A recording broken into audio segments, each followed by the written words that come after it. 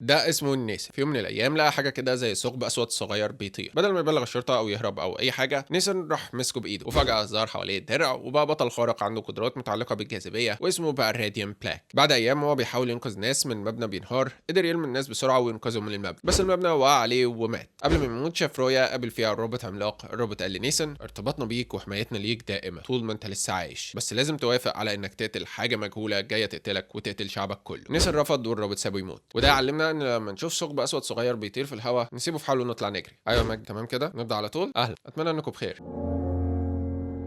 بنكمل قصتنا مع نيسن اللي بيشوف زي حلم او رؤيه او حاجه مش عارف يفسرها، لكن هو في مكان غريب غريب لدرجه انه مش من العالم بتاعه ومليان الوان كتير، بس الصراحه يعني شكله روش فشخ. لكن ما يمنعش ان نيسن مرعوب، هو مش عارف هو فين وبيزعق. ايه اللي بيحصل؟ ايه المكان ده؟ لما بيسمع صوت من بعيد، لكن الصوت بيتكلم بلغه غريبه، لغه مش مفهومه. نيسن بيقول انا مش فاهم ولا كلمه، انت مين؟ الصوت بيحاول يتكلم تاني لكن نيسن مش بيكون فاهم برضه. وفي الوان غريبه بتتحرك اللي بتفضل تضغط على نيسن وكانها حته بتتحرك علشان تسحقه. نيسن بيزعق ايه اللي بيحصل؟ انت بتعمل ايه؟ ارجوك حد ينقذني. وفجاه نيسن لقى نفسه بقى كويس وسمع الصوت بيكلمه، لكن المره دي قدر يفهمه. والصوت قال له ازيك يا نيسن. نيسن لقى نفسه قدام روبوت عملاق جدا. الروبوت ده قال له اهلا بيك في الوجود، welcome to existence. مارشال بيكون قاعد في البيت بتاعه مش بيعمل اي حاجه وبيتفرج على التلفزيون. بيمسك التليفون وبيلاقي ان نيسن بعت رساله، انت صاحي؟ مارشال رد ايوه. نيسن قال له عندك حاجه النهارده؟ مارشال رد في حلقه جديده من اوت اوف سايت النهارده، وانت عارف ان انا مستحيل افوت الحلقه دي. إيه الدنيا عندك؟ نيسن قال انا بس كنت عايز اتدرب على قواي الخارقه لو كنت فاضي يعني. مارشال اتنفض من على الكنبه على طول.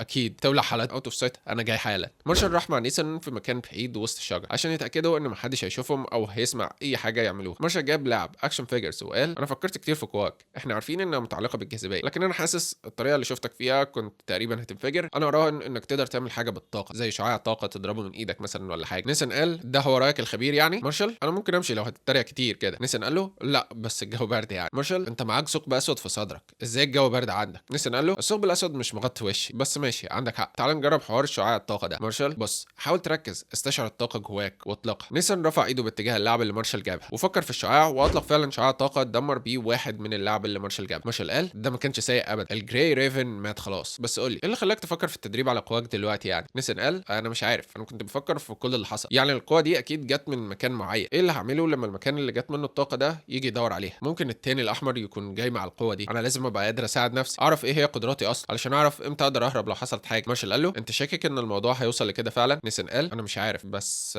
وتردد شويه. مارشال قال له في ايه؟ نيسن قال انا بقالي فتره بشوف حاجات في راسي، حاجه كده مش عارف ايه هي، بس هو بيتكلم بلغه غريبه وشكله زي ما يكون روبوت عملاق، والاغرب ان انا بدات افهم اللغه الغريبه بتاعته دي. مارشال قال تمام انا هقول لك اللي احنا مش هنعمله، احنا مش هنخلي كل الهبل ده ياثر علينا او يخوفنا، احنا هندربك علشان تبقى مستعد لما تيجي المشاكل وتقدر تدمرها. بس في الاول شعاع الطاقه اللي انت ضربته الاول ده ما كانش وحش، بس انا متاكد انك تقدر تطلق شعاع اقوى بكتير. انا اعتقد انك محتاج تتعصب شويه. نيسان قال له ده في الافلام بس يا نيسان. مارشال قال جايز انت محتاج حافز او حاجه، فكر في حاجه بتخليك متعصب قوي. نيسان قال له بس بقى يا مارشال انا بتكلم بجد على فكره، طريقتك في الكلام مش حلوه، الدبلومه اللي انت اخدتها ملهاش لازمه، شاندرا كان بيتمنى انك ما اتولدتش، جاستن كان هيفضل موجود لو انت بتعرف تكتب صح. اخر جمله دي عصبت نيسن جدا وانفجر يا ابن الجزمه، ومع الغضب ده اطلق شعاع قوي جدا من الطاقه دمر بيه كل باقي الالعاب. مارشال قال واو ده كان رائع، زاد انك شتمتني بلغه غريبه، انا ما كنتش عارف ان الانسان يقدر يطلع الصوت ده اصلا من بقه. ونيسن اتعجب من كل الطاقه اللي قدر يطلعها دي برضه. مارشال قال كويس قوي كده، ده يوم ممتاز، يا دوبك الحق اجيب مشروب قبل الفيلم ما يبدا، ايه رايك؟ نيسن قال تمام بس انا لازم اجيب شويه خضار وحاجات للبيت الاول. مارشال قال له تمام بس ده هيكلفك تجيب لي مشروب تاني. نيسن قال له اتفقنا. وهما ماشيين مارشال اعتذر له على اللي قاله، انا ما كنتش اقصد انت عارف،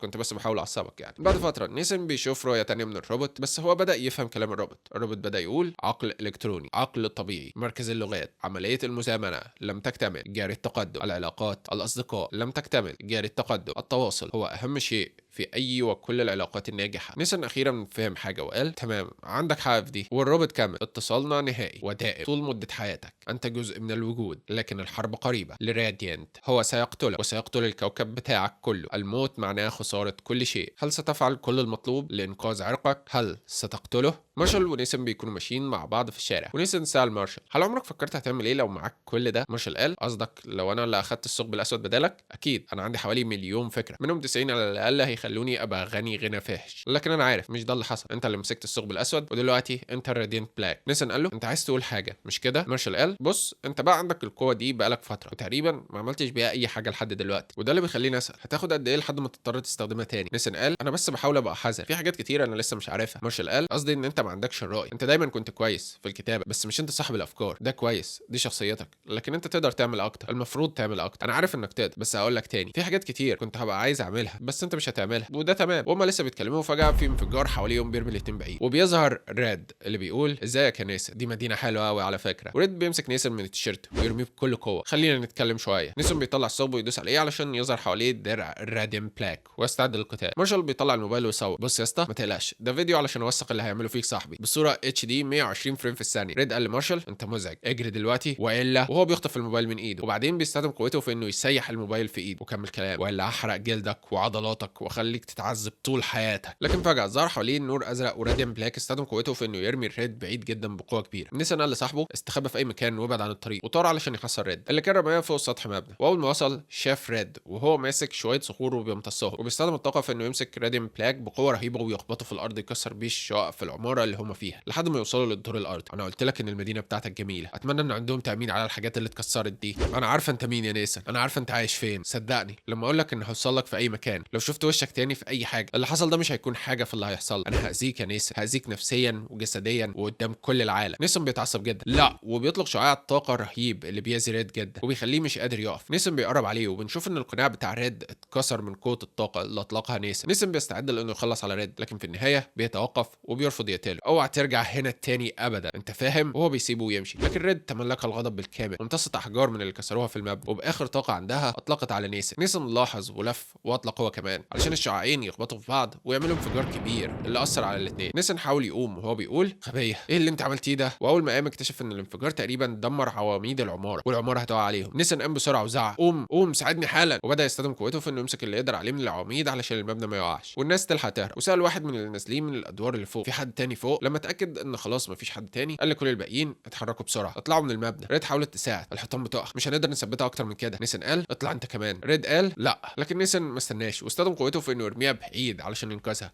ويرمي كل الناس اللي كانوا لسه ما خرجوش. نيسان فضل مثبت العماره لكن في الاخر ما قدرش يثبت كل ده والعماره بالكامل وقعت في دماغه. مارشال طلع يجري عليه لما العماره وقعت وهو بيحوش الحطام علشان يوصل لصاحبه. نيسان انت فين؟ ارجوك اسمعني. لما وصل ليه لقى ان صاحب عمره مش بيتحرك ومفيش اي مؤشر على الحياه. لا ارجوك ارجع، انت لازم تفضل عايش. في الوقت ده نيسان وهو شبه ميت شاف رؤيه للروبوت. الروبوت قال فيها اتصالنا نهائي ودائم طول مده حياتك، انت جزء من الوجود لكن الحرب قريبه للراديان، هو سيقتلك وسيقتل كوكبك كله. الموت هو ان تخسر كل شيء، هل ستفعل كل المطلوب لانقاذ عرقك؟ هل ستقتله؟ نيسان ما قدرش يرد فقال للرب، والروبوت رد عليه اذا هذا يعني ان عالمك سيموت. وبره مارشال صرخ، هو مش بيتنفس ومفيش نبض، حد يساعدني ارجوك. وفجاه مارشال شاف الثقب الاسود بيطلع من نيسان، والروبوت كلم مارشال صديقك مات، اتصالنا نهائي ودائم طول مده حياتك، انت جزء من الوجود لكن الحرب قريبه لراديانت، هو هيقتلك وهيقتل كوكبك كله. الموت هو انك تخسر كل حاجه، هل هتعمل كل المطلوب لانقاذ عرقك؟ هل هتقتله؟ مارشال مع الغضب اللي هو حاسه بعد موت صاحبه رد على عكس نيسان وقال ايوه، وبعدها حط ايده علشان ياخد قوه الثقب الاسود ويبقى مارشال هو راديان بلاك الجديد.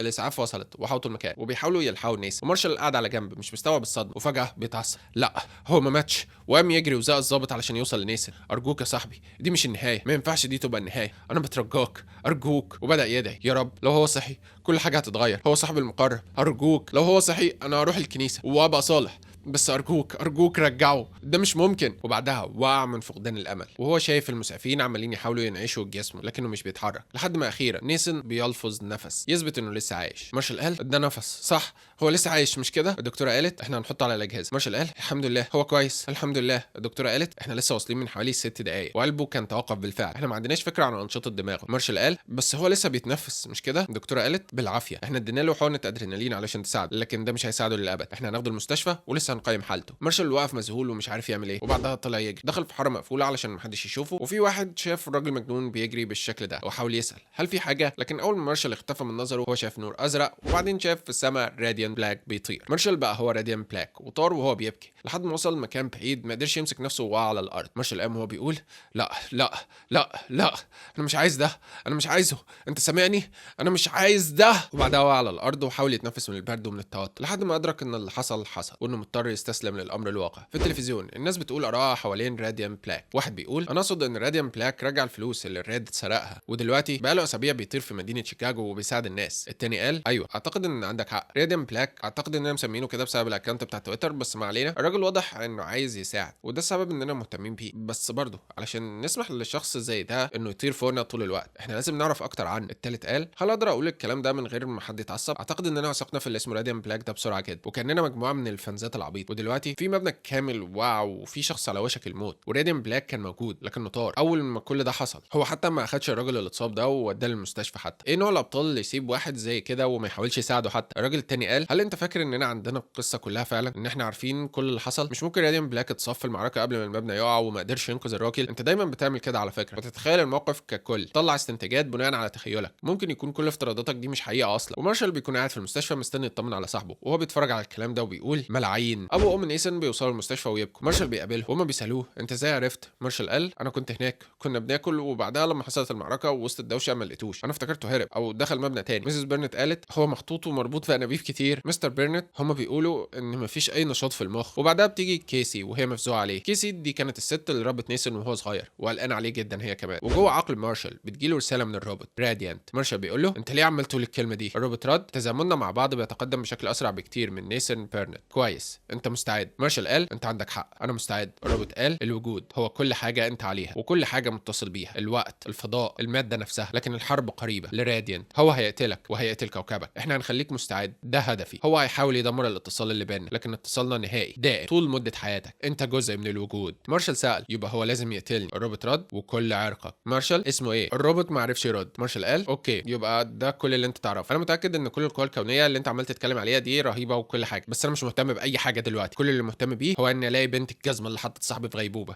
لو ساعدتني الاقي الرده الحقيره دي استخدم كل الاتصالات الكونيه والهبل بتاعك ده خلال الوقت والفضاء والماده نفسها وقول لي مكانها فين، وبعد كده انا هعمل كل واي حاجه تطلبها مني. اتفقنا؟ في مكان تاني بنشوف ريد وهي متعصبه جدا وبتطلع غضبها في انها تضرب اجزاء النفايات اللي قدامها وبتكلم نفسها غبيه مش قادره تتحكمي في نفسك، انت كنت عايزه تسيطري على الموقف، انت مش قادره تسيطري على اي حاجه خالص. وفجاه سمعت صوت على الاقل اتفقنا على حاجه يا حقيره. لما لفت شافت قدامها الراديان بلاك. ريد قالت باستغراب انت عايش؟ راديانت نزل القناع وقال لا هو في غيبوبه بسببك انت. والاثنين طاروا علشان يهاجموا بعض لكن مع غضب مارشال قوته رهيبه وقدر يرمي ريد بعيد جدا. ريد حاولت تقوم لكن مارشال قال انت بص عليا انا مش هضربك في ظهرك زي ما عملت مع نيسن، انا عايزك تشوفيني وانا بدمرك. وهو بيطير ويلكمها بقوه رهيبه يرميها بعيد جدا وبعدين يطير وراها ويلكمها اكتر من لكمه. انت فاكره انك قويه مش كده؟ انا شفتك وانت بتقاتلي نيسن وكنت بتمتص الحاجات وبتستخدم طاقتها، دي الطريقه اللي درعك بيشتغل بيها، بيحول الماده لطاقه. تمام انا بلعب بالجاذبيه وطول ما انت في الجو معايا ما تقدرش تمتص اي حاجه. ريد قالت خلينا نختبر النظريه دي واستنت لما مارشال بيلكمها علشان تمسك ايده وتحاول تمتص الدرع بتاع مارشال نفسه. مارشال حس بالدرع بتاعه بيزوف فعلا. لا كفايه. ريد قالت في ايه يا مارشال؟ ده بيوجع مش كده؟ مارشال اتعصب جدا ومع صراخه اطلق طاقه كبيره رمت ريد بعيد لحد ما وقعت على الارض ونزلت على بحيره متجمده من البرد. مارشال اكتشف انه مع الغضب قدر يفعل التحول التاني ليه واللي هو اقوى وبقى عنده عباءه زي بتاعه الابطال كده. مارشال نزل ووقف على قطعه ثابته من التلج وقال اطلعي بسرعه انا لسه مكتشف درع جديد. لما فجاه قطعه التلج اللي تحته انفجرت واترمى بعيد ومن تحت التلج خرجت ريد لكن في درع متطور هي كمان وشكله مرعب وضربت مارشال لكمه قويه جدا وبعدها خرجت من الميه علشان نشوف شكل التحول التاني للريد واللي هو خلاها بقت زي الروبوت عملاق قوي جدا ومرعب. ريد بدات تضرب في مارشال لكمه ورا لكمه ورا لكمه لحد ما تقريبا كسرت الدرع اللي على وجهه. مارشال وهو خلاص هينتهي افتكر شكل صديقه نيسي اللي هو بيعمل كل ده علشانه اصلا وفجاه القوه تملكته. موتي موتي موتي موتي. وهو بيطلق طاقه رهيبه جدا لدرجه مش شايفين ايه اللي حصل لريد منها. ومارشال مستمر وبيقول